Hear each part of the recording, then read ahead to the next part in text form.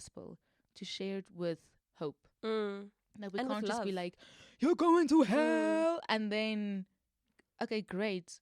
How how are you gonna You're get, going to hell. like, how are you gonna get them, like, out of them? How are you gonna, That's how I'm going to share the gospel from now on. You're going to hell. like, how are you going to give them hope at the end of it, you know? So now I tell you all of these things. Oh, what just came to mind is, like, we tell them about the book of Revelation without the solution to it, Oh, girl. you know? Yeah. So now I tell you, A, B, C, D is going to happen. This was going to happen. Great. It's like telling someone, oh, yeah, you're like in a burning house. Okay, bye. Wonderful. Great. So you're not going to help them. You're not going to give a solution. You're not going to tell them Or and be context. like, here's my hand. We are running out of this building because I know this building is on fire, but you are used to the fire. You know, that kind of thing.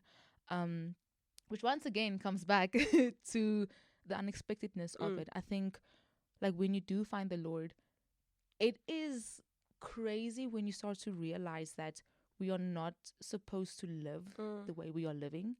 And for me, that was, and still is, an unexpected truth that hits me day by day by day. Finding out how the Lord actually is like, here's my hand. This life of hurt and sorrow and sickness and despair and sin and heartbreak and anything that's not good, it was never our portion to start with. Yeah. No, and I definitely agree with that. So for context, I got saved 2 years ago.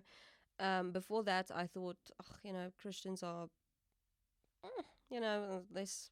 they're holding on to something because they, need something to hold on to because they can't rely on themselves. And I thought, they're not strong. They're not, capable. They feel like they need to pray every night. And I was like, that's just meditation or, manifestation. I was like, that's ridiculous. Okay, like, get focus on yourself, and I was smoking, drinking, doing everything that the Bible tells you not to do. And I felt like I was very alone, very, very alone. And when I got saved, I was like, this is amazing. It's hard. It's very hard to leave your own life behind and to leave behind what you've been doing your entire life, and your coping mechanisms and your thought processes. Processes. Is that the word? I think so. Oh. I feel smart when I say it. So, processes. I feel like processes. So yeah, that it was very, very hard, but I felt such comfort, in changing that, and having literally a guidebook on how to live is incredible. I mean, in what world? Okay, well, in this world, but in what world would you find something like that?